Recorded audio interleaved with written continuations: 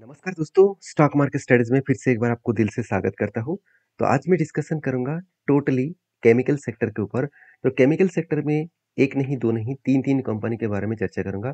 ये तीनों के तीनों ही कंपनी आज डिस्काउंट प्राइस में और सस्ते दामों में मिल रहा है और फ्यूचर में इस तीनों कंपनी आपको मल्टी-बैगर रिटर्न देने का कैपेबिलिटी रखते हैं। तो ऐसा कुछ 3 कंपनी है, उसके बारे में जानने से पहले केमिकल सेक्टर का कितना मार्केट में डिमांड है और फ्यूचर में कितना डिमांड बनने वाला है, वो सबसे पहले जान लेते हैं।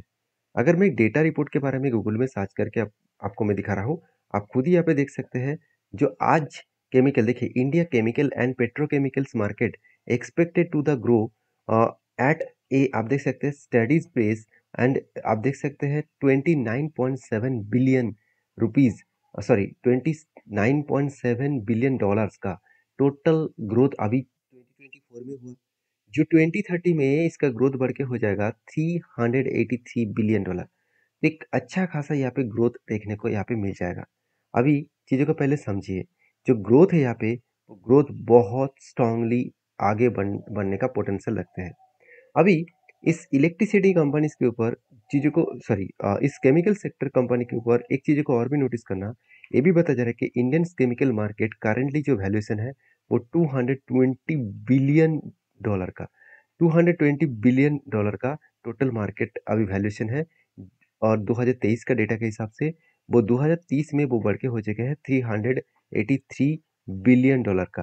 तो कितना बड़ा ग्रोथ इस सेक्टर में होने वाला है, आप एक बार ध्यान से इसको देखिएगा। क्योंकि देखिए, बहुत सारे लोगों का कहना है कि क्या सर केमिकल से कंपनी बेकार है, वो लगातार गिरते चले जा रहे हैं, वो कभी भी ऊपर जाएगा नहीं।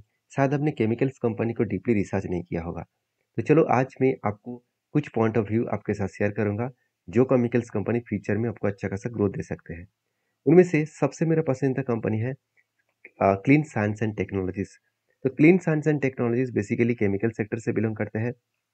और इसका जो बिजनेस है, अगर बिजनेस के व्यू के विषय बात करूँ, तो कंपनी की जो सेक्टर है, फार्मास्यूटिकल्स के ऊपर काम करते हैं। साथ ही साथ एक्चुअली परफॉर्मेंस केमिकल पर काम करते हैं।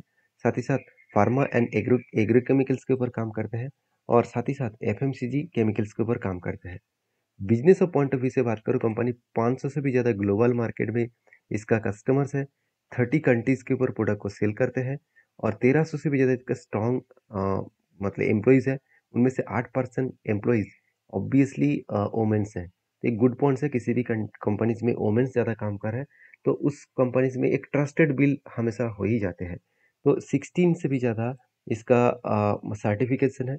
और साथ ही साथ जीरो डेप कंपनी, मतलब 1 रुपया भी जीरो नहीं है, मैं आपको दिखाऊँगा। उसके साथ आप देख सकते हैं सिर्फ 72% रेवेन्यूज़ ग्रोथ फ्रॉम एक्सपोर्ट, मतलब एक्सपोर्ट करने के बाद कंपनी 72% रेवेन्यू ग्रोथ कर रहा है। अच्छा खासा ग्रोथ है। और 3 अलग-अलग मैन्युफैक्चरिंग यूनिट है, जहाँ पे टोटल कैपेसिटी है 44,000 मेट्रिक टन पर एनम। और 90 से भी ज़्यादा इसका साइंटिस्ट है और 4 आर-एन-डी सेंटर्स हैं। देखिए, कोई भी कंपनी अगर उसका ज़्यादा आर-एन-डी सेंटर है और उस आर-एन-डी सेंटर के हिसाब से अलग-अलग प्रोडक्ट के ऊपर रिसर्च करे, तो उस कंपनी के ग्रोथ बहुत ज़्यादा आने वाले हैं। अभी कंपनी के और कुछ पॉइंट्स को देख लीजिए, जैसे कंपनी के ऊपर जो मिथाइल जो आदर्श हाइड्रो, मतलब हाइड्रो क्विनन है, उसके ऊपर इंडिया के लार्जेस्ट एंड वर्ल्ड के लार्जेस्ट कंपनी है। साथ ही साथ जो BHA प्रोडक्ट है, तो उसके ऊपर भी इंडिया और वर्ल्ड के नंबर 1 पोजीशन में है। साथ ही साथ और भी देखिए, AP जो प्रोडक्ट है, इसके ऊपर सेम टू सेम वर्ल्ड के नंबर 1 है।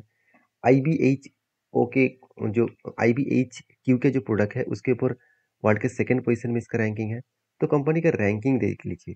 तो रैंकिंग इस ऐसे नहीं हुआ कि कंपनी सिर्फ प्रोडक्ट में रैंकिंग है, और भी बहुत सारे कंट्रीज तो केमिकल बनाते हैं। तो उनमें से यही कंपनी रैंकिंग क्यों कर पाए? क्योंकि जो प्रोडक्ट कंपनी लेकर चल रहा है, उस प्रोडक्ट का डिमांड बहुत ज़्यादा है फ्यूचर में। साथ ही साथ उस प्रोडक्ट यूनिक है। तो अभी चलो कंपनीज के ऊपर ग्रोथ के बारे में बात कर लेता हूँ। सबसे पहले कंपनी के कैपेक्स के बारे में बात करूँ, तो कंपनी का जो कैपेक्स है, वो धीरे-धीरे करके बढ़ता हुआ देखने को मिले। पिछले सालों में कैपेक्स था 170 करोड़ और आज कैपेक्स कितना है? 226 करोड़। हाईली कैपेक्स ग्रोथ हुआ। उसके साथ-साथ कंपनी के जो कैपेक्स है, वहाँ पे उसके साथ-साथ कंपनी के देखिए ROE एंड ROC दोनों ही आपको बेस्ट लगेगा। नेट प्रॉफिट मार्जिन में कभी भी आपको कमियाँ देखने को नहीं मिलेगा। डेप्थ एकदम ज़ीरो के आसपास है। ज़ीरो के आसपास मतलब ज़ीरो ही है। और कंपनी के जो प्रोडक्ट है, उसके बारे में चर्चा तो मैं पहले ही कर चुका हूँ। परफॉर्मेंस केमिकल के ऊपर 69% बिजनेस हो रहा है। फार्मास्यूटिकल्स के ऊपर 18%, एफएमसीजी प्रोडक्ट के ऊपर 13%। तो कंपनी की जो ग्रोथ है वो उसके बारे में बात करूँ, 17,000 करोड़ का मार्केट कैप है। हाँ, वैल्यूएशन थोड़ा-सा हाई है, बाकी डेप्थ एकदम ज़ीरो है और कंपनी के सेल्स का ग्रोथ आप देखेंगे कंटिन्यूअसली सेल्स का ग्रोथ धीरे-धीरे करके बढ़ता हुआ देखने को मिला था। बीच में 2023 के बाद अच्छा खासा सेल्स ग्रोथ कम हो गया। अभी करंट ईयर में कंपनी का सेल्स फिर से बढ़ता हुआ देखने को मिले। एक्सपेंस मिटाने के बाद कंपनी का नेट प्रॉफिट भी हर साल एक पॉजिटिवली ग्रोथ के हिसाब से आगे बढ़ रहा है।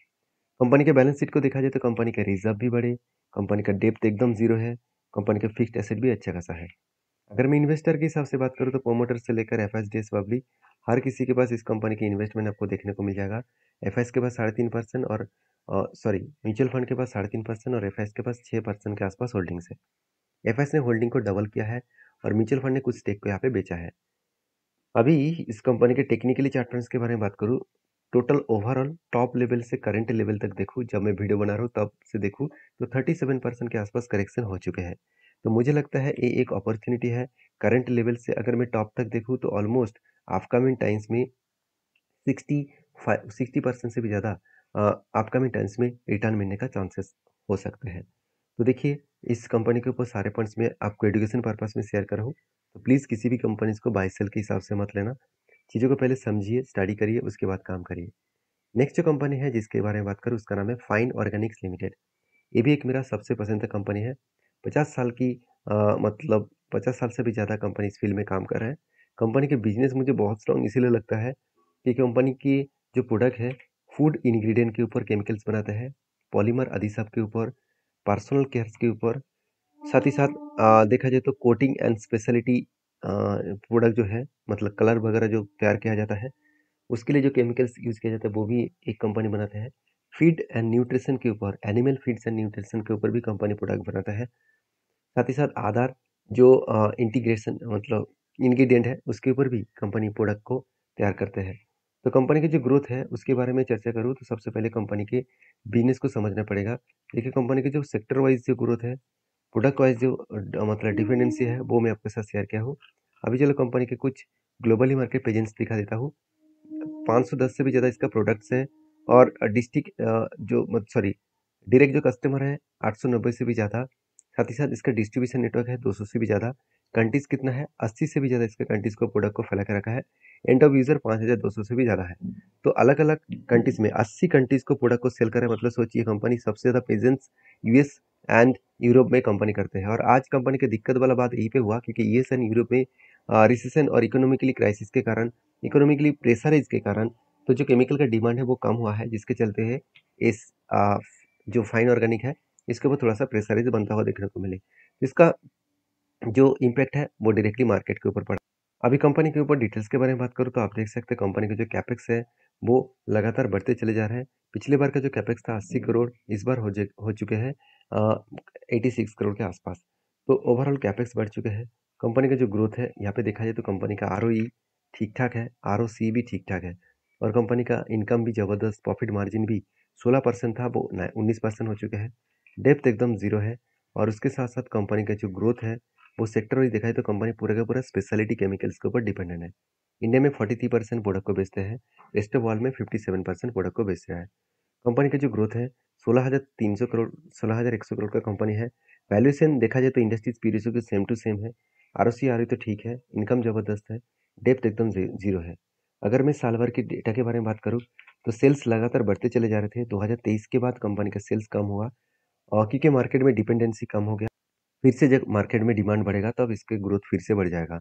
एक्सपेंस मिटाने के बाद कंपनी का नेट प्रॉफिट भी पॉजिटिव है। हाँ, 500-600 करोड़ के आसपास चला गया था। वहाँ से 50% कंपनी का प्रॉफिट ग्रोथ कम हो गया। अभी देखिए कंपनीज के ऊपर आरओसी तो ठीक है और कंपनी का बैलेंस शीट के हिसाब से बात करूँ तो यहाँ पे देख सकते हैं कंपनी का जो रेवेन्यूज है वो बढ़ता हुआ देखने को मिले। बोरिंग्स एकदम ज़ीरो हो चुके हैं, फिक्स्ड एसेट भी बढ़े और उसके साथ-साथ इन्वेस्टर के हिसाब से बात करूँ, तो प्रोमोटर से लेकर एफएसडीएस पब्लिक के पास भी होल्डिंग्स देखने को मिल जाएगा।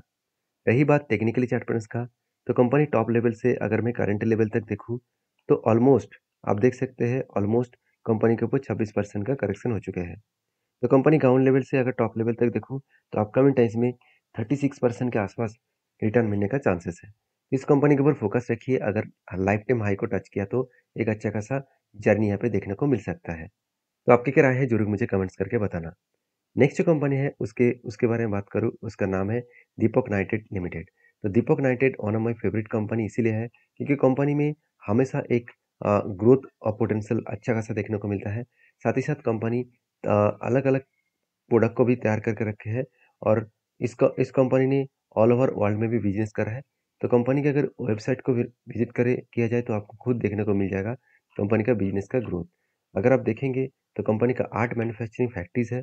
कंपनी 45 कंट्रीज को और 6 कॉन्टिनेंट्स को प्रोडक्ट को सेल करते हैं। 50 ईयर से भी ज़्यादा इसका एक्सपीरियंस है इस फील्ड का, आप खुद यहाँ पे देख सकते हैं। कस्टमर बेसिस 1500 के आसपास है और 45 कंट्रीज को सेल करा है और प्रोडक्ट कितना है 100 से भी ज़्यादा और 56 से भी ज़्यादा इसका एप्लीकेशंस भी है। कंपनी का ग्रोथ जो है वो लीडिंग प्रोडक्ट के ऊपर है। कंपनी 1972 से कंपनी बिजनेस स्टार्ट किया है। तब से लेकर सोडियम जो नाइट्रेट प्रोडक्ट है इसके ऊपर कंपनी का 75% के आसपास मार्केट शेयर इसी के पास है और इसी के कारण इस कंपनी लगातार परफॉर्मेंस अच्छा करते चले जाते हैं। तो कंपनीज के ऊपर जो ग्रोथ है उसके बारे में चर्चा करूँ तो आप खुद ही देख सकते हैं कंपनी की जो कैपेक्स है, अगर इस कैपेक्स के बारे में चर्चा करूँ तो कंपनी इस बार भी हाईएस्ट कैपेक्स जनरेट किया। जो पिछली बार था 359 करोड़, इस बार वो बढ़ के हो चुके हैं 768 करोड़। तो अच्छा खासा कैपेक्स यहाँ पे देखने को मिले। उसी तरीके से कंपनी का ROE 16% के आसपास यहाँ पे देखने को मिले एंड ROC वो भी देखा जाए तो 19% के आसपास देखने को मिला है।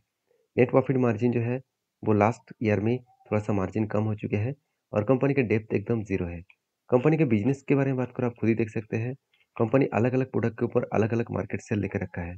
तो कंपनी के सोडियम नाइट्रेट प्रोडक्ट के ऊपर 70% से भी ज़्यादा मार्केट शेयर है। साथ ही साथ देखिए अलग अलग प्रोडक्ट के ऊपर हर कंपनी हर प्रोडक्ट के ऊपर जो जो कंपनी प्रोडक्ट को बेचते हैं उसके ऊपर एक लीडर प्लेयर है। 60 to 70% के आसपास मार्केट शेयर इसी के पास है। अभी कंपनीज के ऊपर ग्रोथ के बारे में बात करूँ तो आप देख सकते हैं जो कंपनी के जो प्रोडक्ट है वो इंडिया में 79% बेचा जा रहा है, यूरोप में 8%, एशिया में 7%, यूएस में 4% एंड बाकी अदर्स कंट्रीज में। कंपनी की जो ग्रोथ है, अगर फाइनेंशियल ग्रोथ के बारे में बात करूँ तो उससे पहले कंपनी का वैल्यूएशन देखिए थोड़ा सा हाई है, ROC ROE तो ठीक है, इनकम अच्छा खासा है, डेप्थ एकदम जीरो है। कंपनी की अगर प्रॉफिट एंड लॉस के बारे में बात करूँ तो कंपनी इस बार हाईएस्ट सेल्स जनरेट किया, एक्सपेंस मिटाने के बाद हाईएस्ट प्रॉफिट भी जनरेट किया। तो एक अच्छा खासा ग्रोथ है, एक्चुअली हाईएस्ट नहीं है, फिर भी कंपनी पॉजिटिवली प्रॉफिट को ग्रोथ किया।